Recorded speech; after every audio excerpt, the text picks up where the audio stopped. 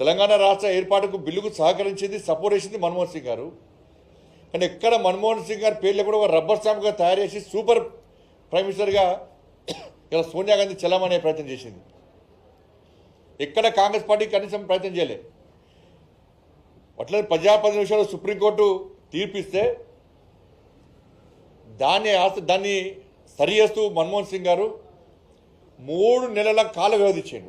దానికి ఆర్డినెన్స్ తీసుకొచ్చారు. సుప్రీంకోర్టు తీర్పిన వెంటనే డిస్క్వాలిఫికేషన్ విషయంలో, అనర్హత విషయంలో సుప్రీంకోర్టు వెంటనే చేయాలని చెప్పిన తర్వాత మన్మోహన్ సింగ్ గారు ఏం చేశారంటే దీనికి 3 months సమయం ఇద్దామని చెప్పి మన్మోహన్ సింగ్ గారు కొత్త ఆర్డినెన్స్ పట్టుకొచ్చారు. దాన్ని ఇదే రాహుల్ గాంధీ గారు మొత్తం చింపేసిండు. అందరూ చింపేసిండు, దాన్ని చింపేసి అవమానపరిచిండు మన్మోహన్ సింగ్ గారిని. లాస్ట్కి ఏమైంది, ఆయన చింపేసిన పేపర్లే వయనాడు విషయంలో ఆయన మెడక చుట్టుకునేది. అలా సుప్రీంకోర్టు తీర్పిస్తే మళ్ళీ కోర్టుకు పోయింది. నేను ఇలా కేవలం మన్మోహన్ సింగ్నే కాదు, పివి నరసింహారావు గారిని అంత్యక్రియలు చేయకుండా ఎట్లా అవమానపరిచారు.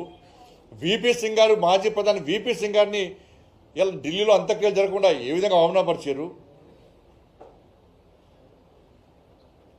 ఇవన్నీ కూడా అవమానపరచడమే కాంగ్రెస్ పార్టీ యొక్క ఆనవాయితీ.